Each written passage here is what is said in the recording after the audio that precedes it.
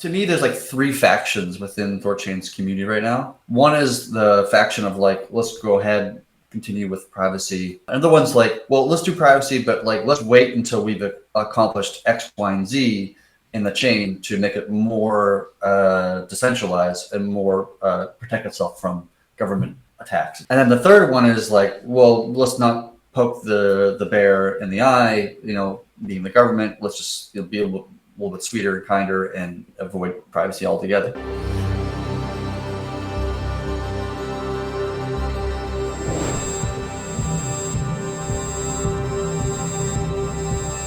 In the wake of the sanctions against Tornado Cash on Ethereum and kind of all the general privacy blowback, including the arrest of a Tornado Cash developer, a lot of people in the crypto community, including the THORChain community, really got cold feet on the whole privacy thing. And in fact, a lot of the THORChain community kind of backed off of the idea of adding privacy-centric assets, like say a Monero, for example, for fear of regulatory problems. Now, Chad Barraford, probably the figurehead of THORChain if there is one, notably pushed back against this and kind of stood for privacy. So, of course, I was dying to get his opinion on this whole thing. So, yeah, enjoy the interview. Hey, everyone. I have the wonderful pleasure of once again speaking with the one and only Chad Barraford, THORChad extraordinaire. How's it going? Good. How you doing? Thanks for having me on again. Yeah, no problem. I mean, I saw with the recent debates and stuff, a lot of the stuff you were saying were more in the lines of principles and courage than other things, and so I left a lot of "what a Chad" like comments, and it's a comment that writes itself, aligns itself up. Yeah.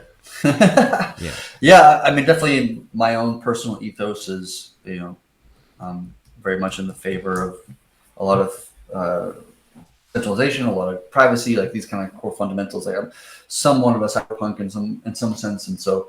I can be very vocal about those things and supporting those ideals. Well, that's good.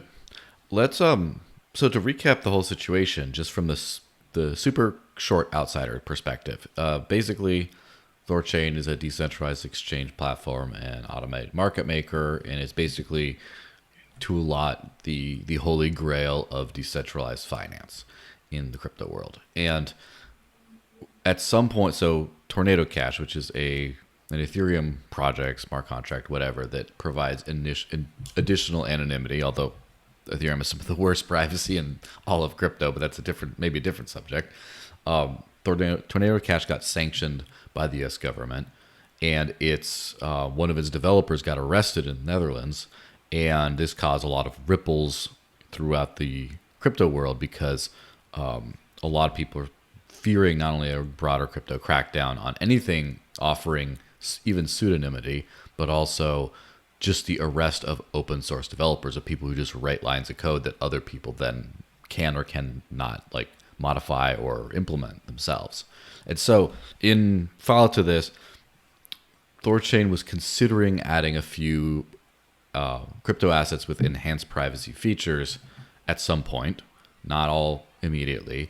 And then there was some kind of backtracking on that from a lot in the community and to kind of getting cold feet.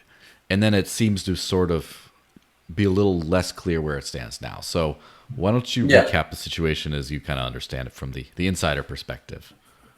Yeah, so I mean, I've been around the project since the earliest days in many respects, and the intention has always been to support privacy chains. Mm-hmm. And I think largely the community was always in support of this concept. And then this whole Tornado Cash happened, which you just kind of outlined. And I think that for some people kind of shocked them into a little bit of fear, right? Or shocked them into a little, response to that. And to me, there's like three factions within THORChain's community right now. One is the faction of like, let's go ahead, continue with privacy, wheels up, let's do it. And the one's like, well, let's do privacy, but like, let's wait until we've accomplished X, Y, and Z in the chain to make it more decentralized and more protect itself from government attacks. It's one form. Yeah. And then the third one is like, well, let's not poke the bear in the eye, being the government. Let's just be a little bit sweeter and kinder and just go ahead and avoid privacy altogether. I think The third one is very, very small in the community. There's not a lot of people who feel that way, at least from my subjective perspective. Most people are either in the first camp, which is where I sit, like, let's move forward with privacy. And then the segment that's kind of more in the, let's do privacy, let's wait until we've accomplished X, Y, and Z in terms of more centralization than it is now. I think the third camp is by far the smallest. I don't think there's a lot of people in the community that actually think that privacy is bad or anything like this, or don't even want to add privacy at all.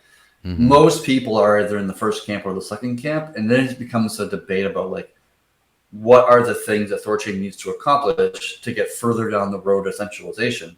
And some people believe like we're basically pretty close to being there today, and some people believe we're not, right?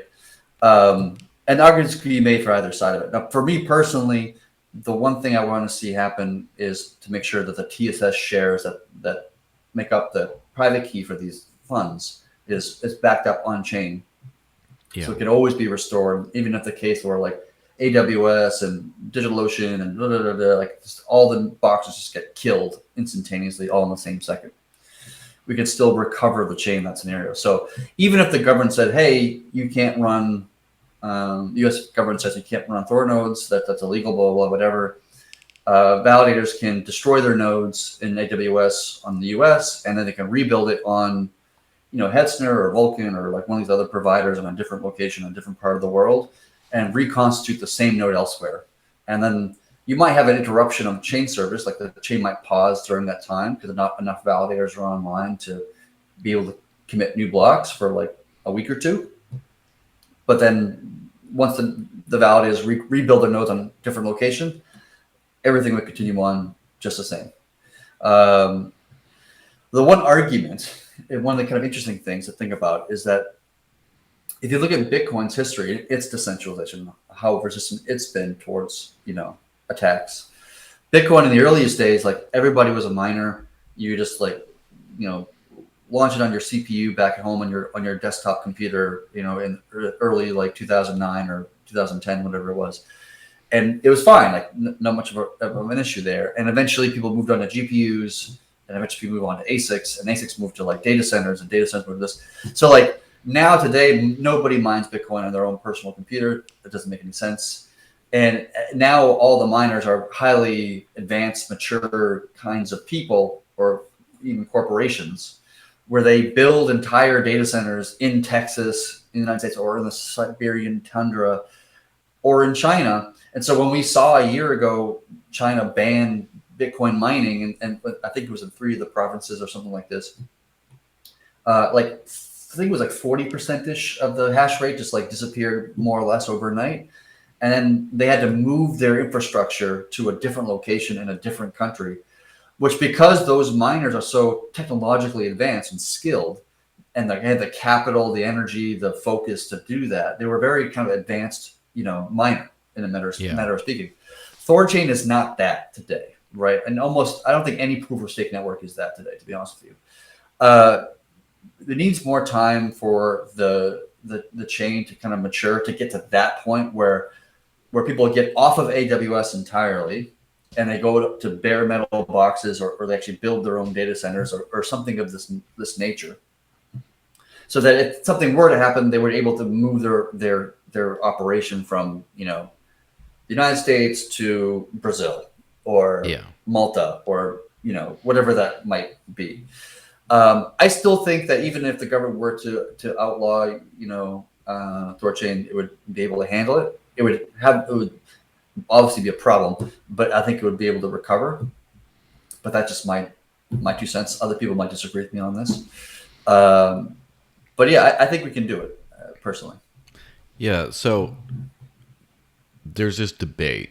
What concretely happened in this time? Was any chain delayed for integration that otherwise was going to?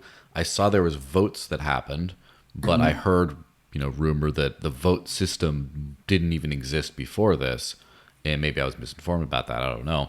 But then I saw votes happen, and then there's a bunch of other things. So do you want to just sort of outline what actually really happened rather than just speech?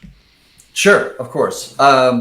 So historically speaking, like when it comes to determining which chains to add next to THORChain, the dev team has been kind of the driving force and the majority of the decider to some degree. In the end, any change that happens on the network has to get 2/3 majority, but it's really been the dev team that's like, okay, let's focus on adding the chain integration for AVAX, for example, or whatever. And I think part of the goal of the year was to create a new mechanism so that the community kind of takes control of this process. And so we created a new vote system called what we call Next Chain, which is like voting on what is the next chain we're going to work on to add to our stage net or our test net, right? Not even just mainnet, but just like our testing environment. We can start validating it and testing it and making sure everything works correctly and it's secure, blah, blah, blah, all these things. And so that is an open vote. And so all the validators of the network can say, I vote for Binance Smart Chain, I vote for Dash, I vote for Haven or Monero, I vote for this, whatever it might be. And so in this vote, really 3 chains kind of came out. One was Binance Smart Chain, one was Dash, and one was Haven. Haven obviously being a fork of Monero, it is a privacy chain. And today it's the leading vote. It's got, I want to say about 50% of the vote or so, something like this. And so it's looking like Haven's probably going to win this thing.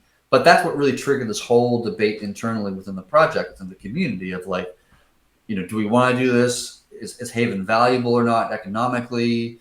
What are the risks by adding a privacy chain? Are we concerned about, being attacked by OFAC the same way that Tornado Cash was attacked by OFAC? Like all those kind of questions came up, and everybody had different perspectives and opinions, and people got together. I mean, there's thousands of messages in Discord just on this very topic. I don't think we have to worry about OFAC, by the way. Like in general, right now, like OFAC, sanctioned Tornado Cash not because it's a privacy system, but specifically because North Korea was pushing through billions of dollars through that smart contract, and they didn't even sanction the other Tornado Cashes on other chains, right, on Binance Smart Chain and other systems. And so it's not. I don't think OVAC is going to be an issue for THORChain until we see billions of dollars of North Korean funds being passed through it. Which case, with Haven, you're never going to see that, just because Haven's market cap is rather small, and you really practically could not actually push that kind of volume through it. It's like trying to, this wouldn't work.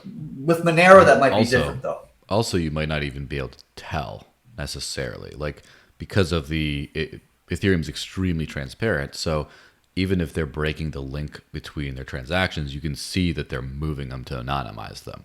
Whereas if it's all like in something like Monero, I mean, there's a lot of debate on how much of that can be gleaned by law enforcement or whatever, but it could be that they don't even know that they're using this specifically unless they just hear through the grapevine or something. Yeah, I mean, and that's an important component too, is that like the THORChain itself is not a mixer, right? Mm-hmm. It itself is not mixing anything. In fact, every transaction is public and knowable by anybody, right? You don't even need to be a validator. You can just pull that information basically in real time.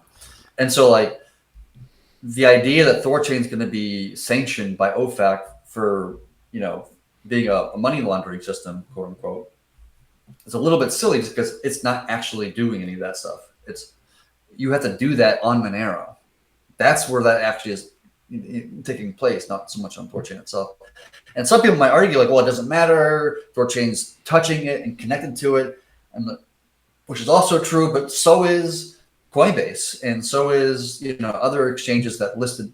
I don't think much of Monero is on Coinbase or not, but like there are plenty of centralized exchanges. Kraken, though. Kraken is quite regulated.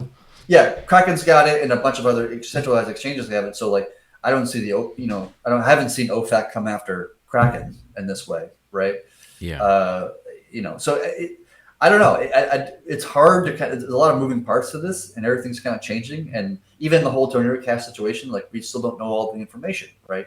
I'm not even sure if I even know what the charges are on the guy that was arrested in Denmark, right? So like, who knows, right? But for me personally, my stance is like Haven has very little risk to it. It's not even worth the argument at this point, in my opinion. But the community feels otherwise. They want to argue about it and debate, and which is a good thing. Like it shows a healthy community, the fact that we're disagreeing with each other and fighting different viewpoints.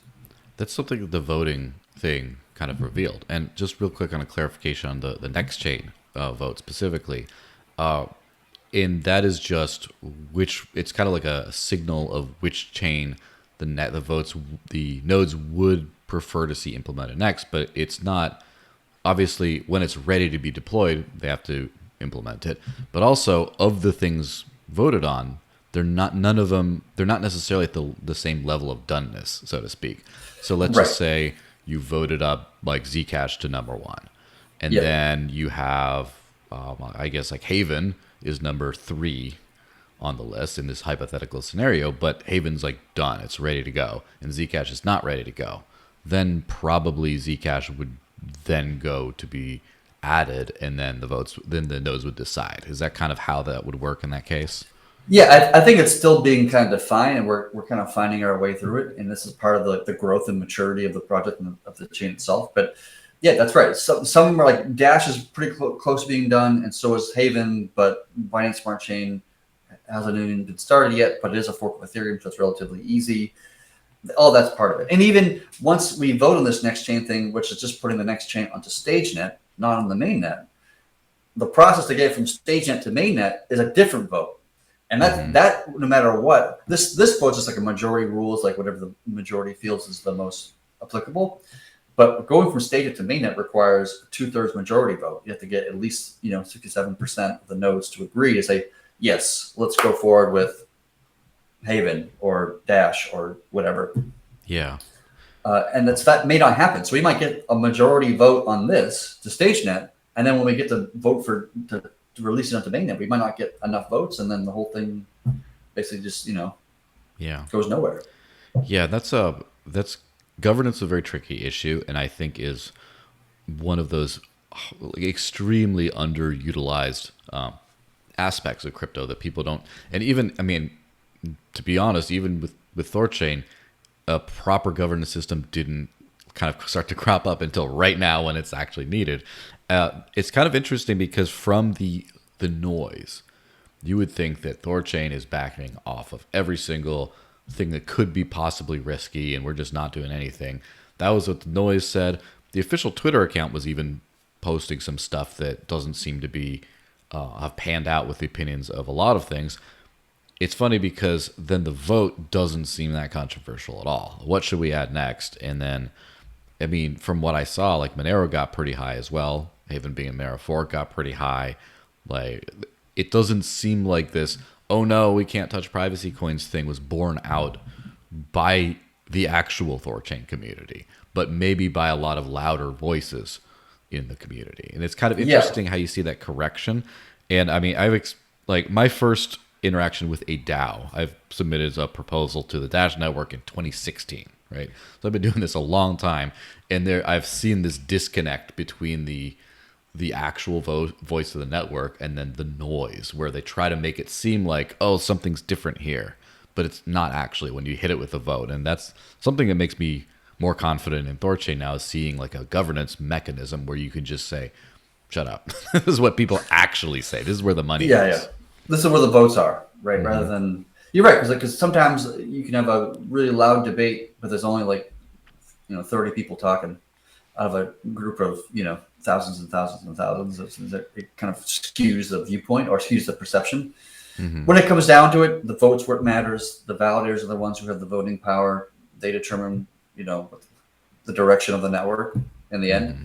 Just like miners have had to determine the direction of the Bitcoin network, right? Yeah. Not too different than that. And so we'll see what it is. But right now it's Haven. Haven's winning. So whenever the miners, the validators want to go, that's where we're going to go. It's an interesting experiment in chilling effects, though, seeing this whole thing go on, because I've surmised before, as you seem to agree with, I guess, that the reason the tornado cash thing happened was purely a DPRK thing. It's purely because North Korea this, and the rest of it is just like a consequence of it. But it's been interesting to see how much people have like freaked out, because it was a very isolated act, but even so, against a deliberate service that anonymizes money, that is a I wouldn't say custodial, but it does take the money and spit different money out. And it's not necessarily even just like a CoinJoin implementation where different parties, or you don't have to send your money into a thing. You just swap peer to peer rather than one centralized thing. There's so many layers of this that yet all of a sudden you have people jumping 8 steps ahead of where any regulator would have even thought to go and say, we need to be this far because we're scared. And it's kind of, I don't really blame people for having lots of money and being like, I'm going to lose it all because of this, and just being really careful to not lose it all, to not do something dumb, not be like, let's wait until we're under arrest before doing something. But at the same time, it is very, I wouldn't say disappointing in individuals necessarily, just disappointing in the situation that so many people rush to basically try to censor a decentralized, censorship resistant, allegedly, protocol that's one of the best hopes for mankind in this case, because decentralized money is imperative. That's the first step. But then you need decentralized trade, and that's like, there you go. And of course, you could have decentralized data and stuff with like smart contract networks, but be able to, the nexus of all that together is extremely valuable. And to just be like, well, something completely unrelated almost happened, and then people are just rushing to just try to censor a decentralized protocol is kind of a, it's a little bit of a sad thing to see, but I guess not to be too unexpected. Yeah, but at the same time, it's like, how can you censor a protocol when the majority wants it? Like in the end, it's like, if the vast majority of people in the system are advocating for a change, then that is the quote correct change, like determined by the users of this network, by the DAO or the mechanism of the network. So, we'll see what happens in the end, but I'm still very bullish that THORChain will add Monero and privacy tokens at some point. It may not happen tomorrow. Hopefully by the end of the year, as my hopes. But I still think it's going to happen. So what do you think about, so technically speaking, when we're talking about censorship resistance, the way, first off, structurally, there's two different realities here, right? There's the way THORChain is structured, and then there's the present realities of node distribution, etc. And those are two very different conversations. But structurally, the way it's coded, do you personally think that THORChain is censorship resistant enough? That's a complicated and layered question.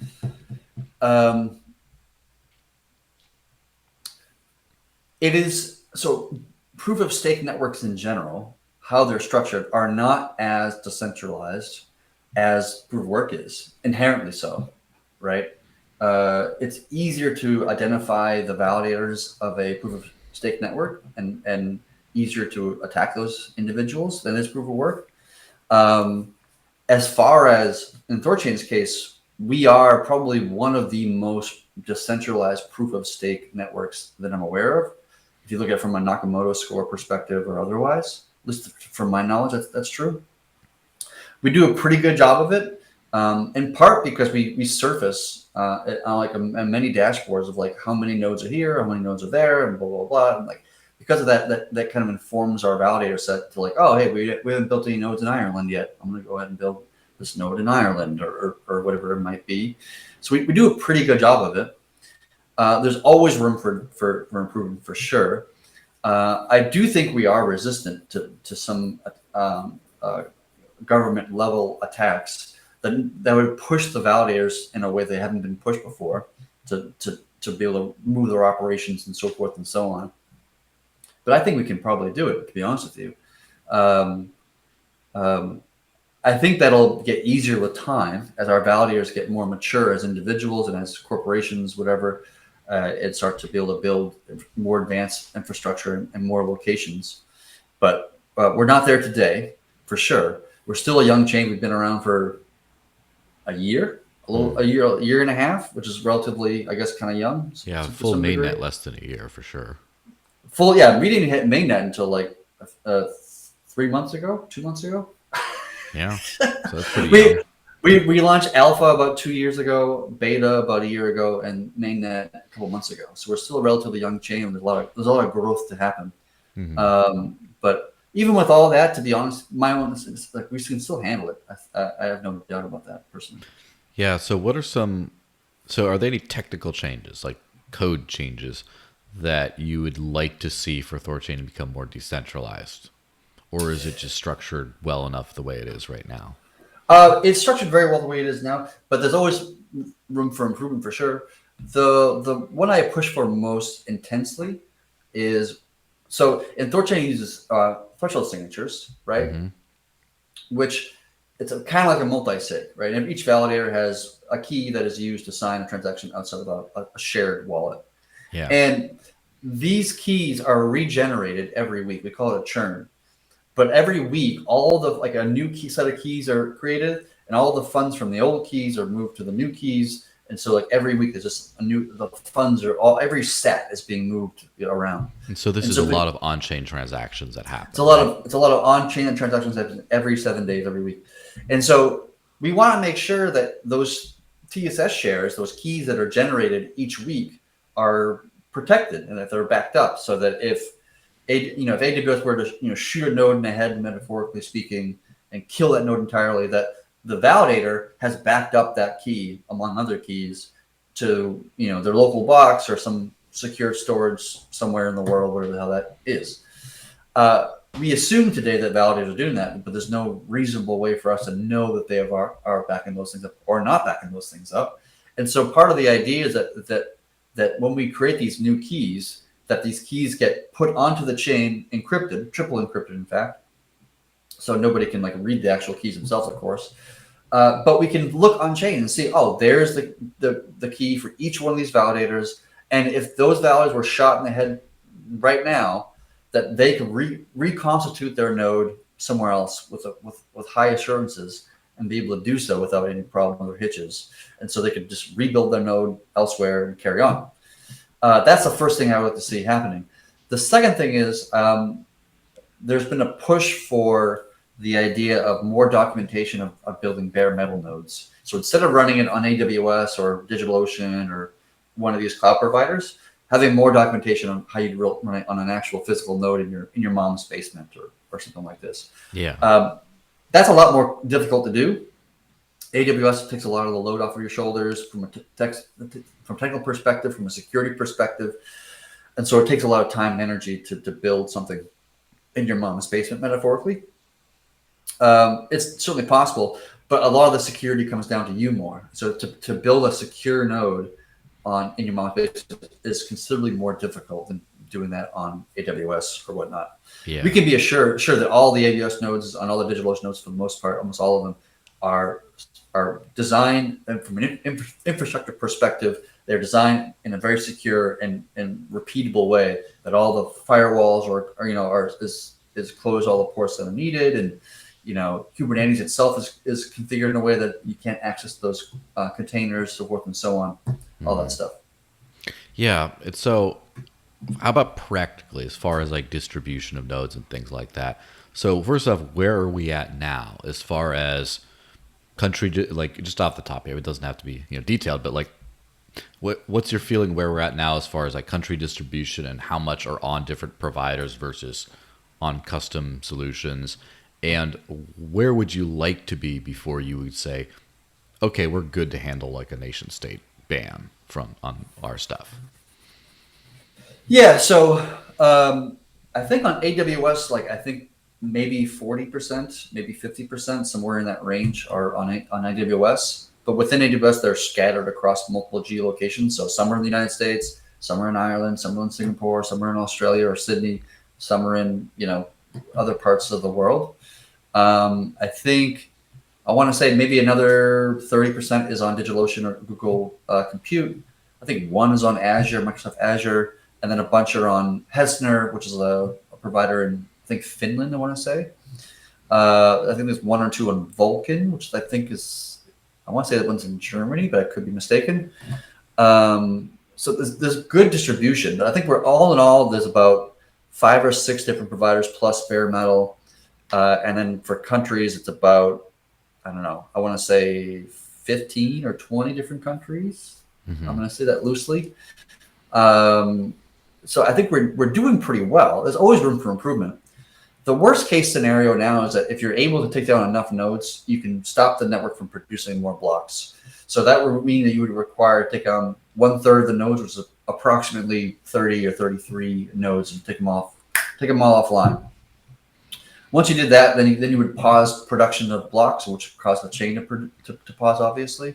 And then that would cause an interruption of service. That would just take those 33 nodes or 30 nodes, whatever the hell the number is, to reconstitute their nodes elsewhere.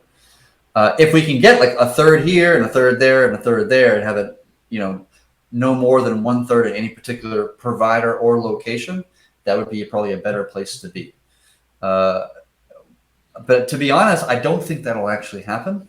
There was a push a while back, something I actually pushed for, where the network itself would not churn in new nodes that are oversaturated in a particular cloud provider, and the nodes pushed back on that.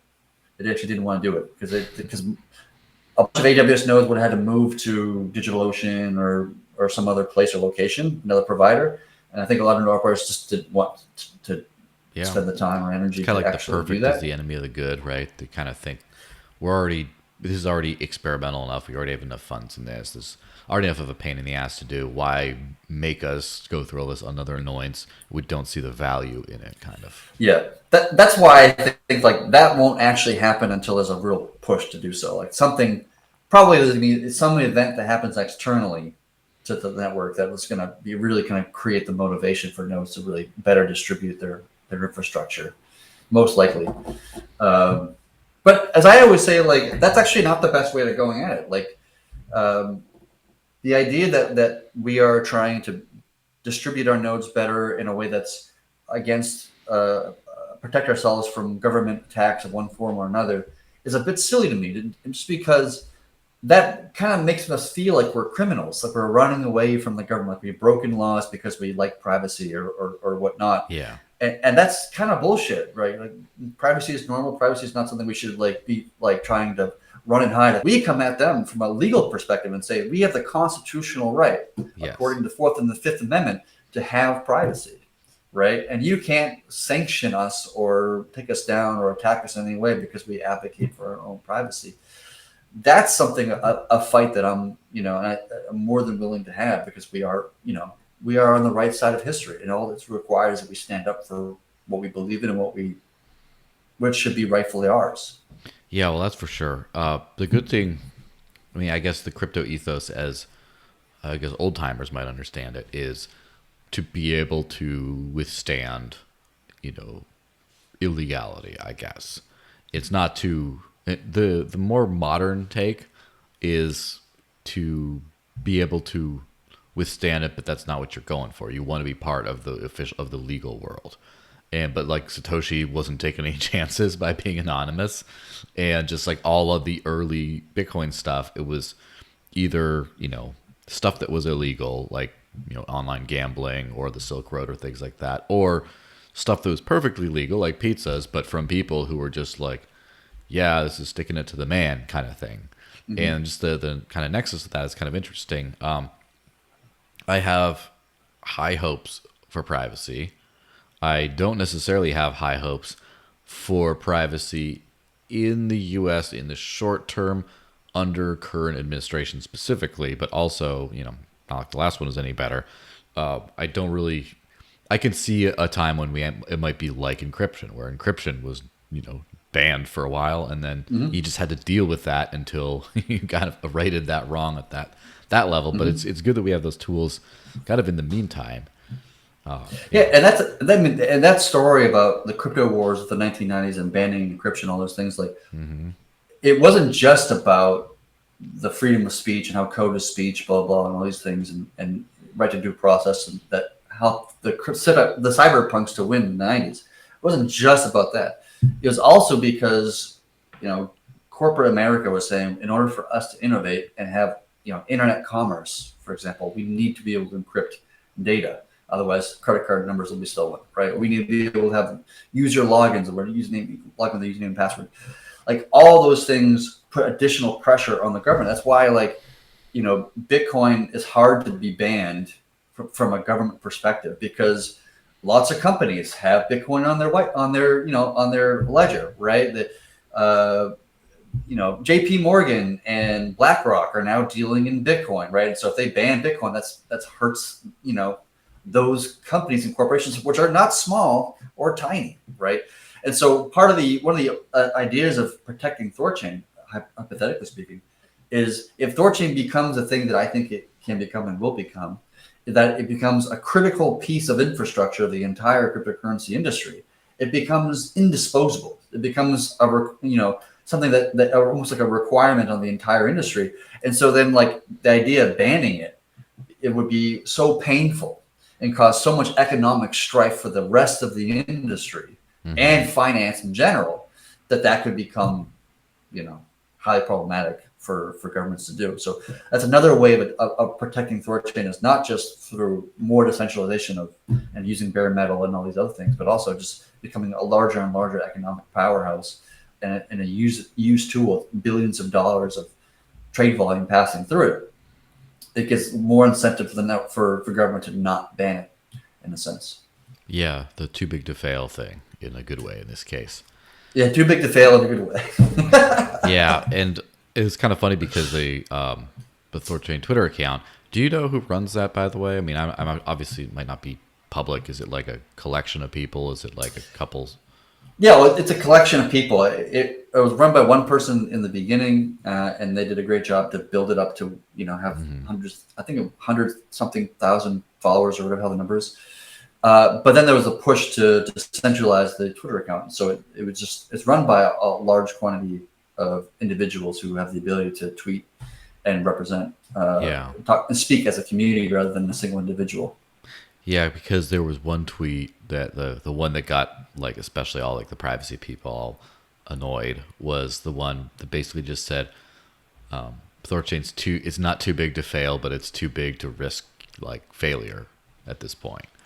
And it's kind of an interesting, like, the too big to fail tends to be a kind of a dark connotation of this thing should be allowed to fail, but it's too big. But on the other hand, and from a censorship resistant perspective, the bigger it is, the harder it is to take down, kind of thing. It's kind of that kind of balance, which is kind of interesting because that same tweet and the conversation around it ended up talking about forks of THORChain. Now, as far as I know today, and I'm sure you can correct me, there's no like active fork of THORChain. Is that correct? Yeah, there's a couple that are in development or being worked on, but nothing is actually launched yet. Yeah, and so I'm most familiar with the Maya protocol, and I heard, hey, kind of like, hey, if privacy is going to be a big thing, maybe we pivot to be more privacy centric. And there was always an idea of like making a third one or something like that that's just for like privacy coins and things like that. Now, what do you think of just conceptually of THORChain having only like really whitelisted kind of assets on it, like, and then anything that might be a little sketch in some jurisdictions or whatever is on a completely different network that otherwise operates very similarly to THORChain? What do you think of like the two state solution, so to speak? Yeah. No, it's an interesting one. So it's okay for there to be more than one THORChain in existence. In fact, I would encourage it. In order for the ecosystem or the industry in general to be healthy, you can't rely on a single, decentralized network. And different people in the community have different views of like how risk on or risk off, how okay are we on centralization versus decentralization, and there's a whole myriad of people in that range that fit in different locations along that place. And because of that, there might be some people who are more cyberpunky and want to do the privacy stuff, blah, blah, blah, these other things. And then some people who are more like, no, let's just get like the number one settlement layer in the world and keep it reliable, safe, blah, blah, blah, blah.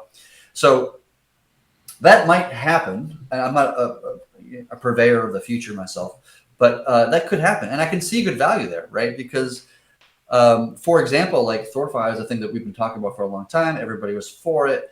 And then Terra collapsed, which caused all this FUD on THORChain's THORFi concepts. And for myself, one of the developers of that, I still believe in it, and I still want to see it happen. So it's possible that like maybe there will be a fork of THORChain where this has, you know, more Thorify features, lending. It's not just the AMM, but it's also lending and single asset yield, and it's got privacy assets. Like the more experimental, bleeding edge kind of, you know, like crazy ideas that like, you know, that just might work in a sense, so that are revolutionary in their own right. And then you have THORChain over here, the original one that's just going to stay a hardened, ironclad, you know, AMM that's just rock solid, right? And to have an experimental place, which, like, by the way, like Uni does this, right? Uni didn't replace Uniswap v2 with Uniswap v3. It created Uniswap v3 with it, with a new design of like concentrated liquidity of like, does this idea work or not? And the only way you really know is by launching the thing. And so you can choose the Uniswap v3, or you can use Uniswap v2, like either one of these two things, and they can both coexist at the same time without them, you know, competing necessarily with each other or causing massive problems and causing all the other ones to fail. And I see this kind of similar to that, right? I think there is potentially a place, depending upon how the community wants to move, of an experimental bleeding edge THORChain that is isolated from the rock hard, you know, stable, straight up AMM. Yeah, it's kind of funny because when I came into THORChain, which by the way, like I've been providing liquidity for a few different things, but like a few $100 of Ethereum for well over a year at this point, and it's in the red. And the reason for that is because right when I did it is when there was like hacks and stuff on ChaosNet, and the chain was like down for months. Do you remember back in the early days? And it's kind of interesting that like the ChaosNet kind of defined THORChain, and now it's well past ChaosNet. It might be interesting to call a new fork like you know Chaos Chain or something as kind Possibly. of a reference to the early days when this was all THORChain was, and now you still have that risky element, but it's just not the main chain anymore. Yeah. Yeah, it could be manifested in that kind of way, and who knows? It's too early to tell. We're still trying to figure out. I think the community is still trying to figure out the direction it wants to go, and I think we're going to find that out over the course of the next month or so. Yeah, no, this is an interesting kind of point that's hit, you know, crypto as a whole for a long time. Bitcoin is obviously the granddaddy of everything, and at some point, a lot of innovations started to develop on other chains, and the reasoning for that was, I don't think anyone really says this too much today. I think it's more like a multi-coin ecosystem is kind of more broadly accepted. But people used to say, well, let them try out the new experimental features and all the best ones will be folded into Bitcoin. And then, you know, for many reasons, there's like, you know, 12 hours of podcasting straight we could do to like go through all that. Bitcoin didn't really end up adopting any of those things. Yeah. And the rest of the space, it could be argued that the rest of the space has kind of moved on and outpaced Bitcoin in a lot of ways, and that Bitcoin is becoming less relevant. Now, I'm just putting that as like an argument, right? Now, do you think that something like that could end up happening with THORChain, where THORChain becomes too risk averse, all the fun happens on other chains, and the other forks end up kind of being where the heart and soul is? So, for example, say THORChain kind of never moves too far past where it is today, other than adding some major chains, and all the, you know, riskier like privacy assets, all the stuff that you'd really want a decentralized as opposed to a centralized exchange for. That's all on other chains. They're doing THORFi and all this kind of other cool lending and stuff that now is like, I guess, sanctioned by the government because they have kind of cracked down on some like interest-bearing stablecoins offerings and stuff. And so THORChain doesn't do that, but like, you know, Chaos Chain does. And then eventually THORChain just becomes like, you know, this basically a CEX backend kind of thing. And all the awesome stuff happens on other chains. Do you see that as like a risk? And if so, is it, or if not even, is it even like is that even a problem as long as someone else is doing all the cool stuff? Well, I mean, so Bitcoin, you're right, and Bitcoin didn't adopt smart contracting, for example, right? Ethereum, I think Vitalik originally tried to get smart contracts on Bitcoin in the earliest days and was unsuccessful to do so. So he decided to spin off his own chain and build this thing we now call Ethereum. And, you know, Bitcoin had plenty of time to adopt the idea of smart contracting, but never really did. I mean, but to be honest, like that was the right choice for Bitcoin. Like Bitcoin should stay hardened and not really move very much and be ossified in terms of its code base and it does a very good job of that. And so I think Bitcoin made the right choice. And even though other chains are doing more, as you put it, fun things, like Bitcoin's still king. It's still market cap is much larger than everybody else in the space by a good margin. And so like you can obviously it's doing something right, right? And I think THORChain theoretically could have the same thing where the original chain is kind of like the original Bitcoin chain, where it's just rock solid, it's reliable, it's you're least likely to have exploits or hacks, and you can transact as you want to, blah blah, blah all these things. But then have other chains that are going to go to places that are too experimental or bleeding edge that the original chain may not be willing to go, depending upon how the community wants to drive it, right? So I don't really consider that to be a problem. I think it actually just makes a healthier system, right? And overall, even what's unique though in THORChain's case versus like the Bitcoin analogy you made is that if you had say you had two THORChain networks that are more or less the separate networks entirely, but they more or less do the same thing, and you wanted to transact Bitcoin to swap Bitcoin for Ether, right? You can actually use both networks simultaneously because you can combine the liquidity of the Bitcoin and ETH pools in both chains and split your transaction into two through both of them and get a better transaction cost, like a lower swap fees that you're paying to get the Ethereum on the other side. And so it's not even necessarily like in Bitcoin's case, we have to pick Bitcoin or Litecoin or one of the other forks of Bitcoin. It's actually, you can still utilize both of them simultaneously and you actually get additional value from that, which you wouldn't be able to do on one single chain, right? So that's really kind of one of the kind of big differences. So even if a new THORChain fork happens with whether it be Maya or some other one or whatever, there's quite a few that are coming downstream. All those things are not necessarily even competitive against each other. They can actually assist to give traders a better experience and better trades. Yeah, interesting. So you could potentially see a lot of front ends in the future aggregating the THORChain forks together and kind of doing something. So let's just say you have a privacy, like a no privacy coin kind of deal. But then let's just say Chaos Chain or whatever has it all. Then you could just be doing all your trading on the same interface and not really realize when you're using the other one, and then et cetera, et cetera. Yeah, the UI can be effectively a DEX aggregator and find the cheapest price, the cheapest route, the best route to give you your destination asset, whatever that is, which could mean splitting your transaction. It could mean going through bridges. It could mean this, could mean that, like whatever actually makes most sense. Yeah, the funny thing about that is obviously I use THORChain wherever I can. Wherever I can't, because of assets not listed, I use a service called SwapSpace typically.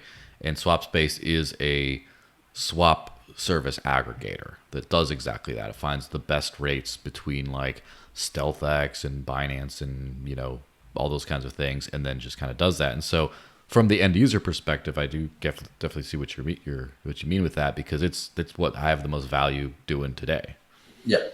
And I think THORSwap specifically, and I think other ones as well, are like working in that direction. I think they're launching their swap API that allows you to find. It gives you a bunch of different like suggestions, like, oh, you want to go from asset A to asset B on whatever chains these are, and then it says here's like 5 different pathways of getting there. Here's the one that's we think is the best, most efficient route in terms of like capital and that kind of thing. Yeah. Now let's sort of like, I guess, finish on maybe the dark note of arresting open source developers, which is kind of a crazy precedent to have set. And first off, how does THORChain, as far as its developers, because Ross Ulbricht, his legacy lives on, but he's not doing super well, right? And I don't want to see that for anyone, and a lot of that kind of stuff causes fear of doing potentially risky things. Where, like, for example, a Tornado Cash developer had no idea he was running the risk that apparently he was running. So, first off, how is dev anonymity? How is it in THORChain today? And what are kind of the ways you could get more of it? Do you have to like have all the public devs just eventually phase out, for their own for their own safety. Again, we're talking about in the potential of a risk thing, and then just like only do anonymous devs in the future. And Yep. is there any logistical issues with, for example, I mean, developers have to get paid, and someone has to pay them. And if it's like a DAO like Dash, where you can just put in like a proposal, say we want this much, and it just auto spits out of the super block of the new block created, and just they get it, and you can't stop it. There's no DAO to arrest if for like that kind of stuff. If you paid like a Russian, for example, but Yep. you could potentially. I mean, I don't know. Just educate on the the developer censorship resistance aspect of THORChain. Yeah, so today, like the original OG developers who worked on the project in the earliest days, myself being one of those, almost all of them are anons. I'm the only one that is publicly known, and I chose to dock myself just so I could, come on your show and talk to other people and help inform, educate, I and feel promote. honored that it was just for me. Just for you, nobody else. Yeah. Just because I felt we needed somebody to get out there and to talk about it and kind of educate and inform what we're doing and why it's important, especially because this project is very, very difficult and very, very complex, and it's hard to wrap your brain around, even for a seasoned DeFi person, because there's so much moving parts that's going on. There's always been the intention to have what we call planned obsolescence. We've been talking about this for 3 years now, 4 years, whatever it's been. And the idea behind that is that once THORChain gets to a certain level of maturity, that the original devs are kind of separate themselves to de-risk themselves from certain liabilities. And so myself included will be, stepping away from the project, at least from a primary perspective, probably by the end of the year. And a lot of that work will be taken over by the Nine Realms team to help. Now that the project's been built, developed, delivered, secured, reliable, all these things. Now the next step is adoption and scalability, which the Nine Realms team is probably going to be focusing on for the next couple of years or so to help build the network up from a scalability and adoption perspective. And so a lot of the original IDs are going to step off the project and step back and maybe work as an advisor of kind rather than contributing code itself. But other ones like Amaya, for example, I think most of those guys are anon. I want to say, but I'm not entirely sure. But people can make their own choices for themselves what they want to do. They want to be anon, non-anon, have the risk, don't have the risk, whatever they want to do. But anon is not as anon as people think. Like if you have a Twitter account, if you have a Discord user, like you're not. Someone will figure it out. The government is smart about this stuff. They can unwind these things if they really wants to. How about the way devs get paid? Yeah, so today devs get paid by the treasury, which is managed by a few individuals. That's going to be transitioned away from that into I think it's going to be a British Virgin Islands entity, if I'm not mistaken, where a host of individuals across multiple countries will have control over those to help kind of spit out payments every quarter or so. Very little maintenance, very little cost to it, very little governance to it. It's just these handful of individuals, and they're going to maintain those funds going forward. Yeah, I think that's it. That's how it works. Yeah, and so for example, paying people who, for example, live in a sanctioned country or something. A developer might be in somewhere like Russia, which is not, or Iran, for example. Yeah. And it would still be able to do things like that. Yeah. I mean, throughout the entire history of THORChain as a product, it's never owned a bank account ever, or any kind of thing like that. It's only ever owned crypto and has paid out its developers in crypto the entire time. And I'm sure that's never going to change. Yeah. Well, that sounds good. So where can people follow you and find more about the awesome stuff you're doing? And if you have anything else to shill, this is the shilling hour. Well, I don't like to shill myself. That's a huge waste of time. But people are welcome to follow the project, right? At THORChain is the Twitter account. THORChain.org is the website. There's a Discord as well. I joined the Discord. Ask questions. As I like to tell people, like I don't like to encourage people to buy Rune or any of these kind of things or shill the token. Instead, I just tell people to read about the project, do your own research. The more you learn about it, the more you're going to love it. I promise. Yeah. Sounds pretty cool. All right. Well, thanks Yeah. very much for chatting with me, and I hope you have a good one. All right. Bye.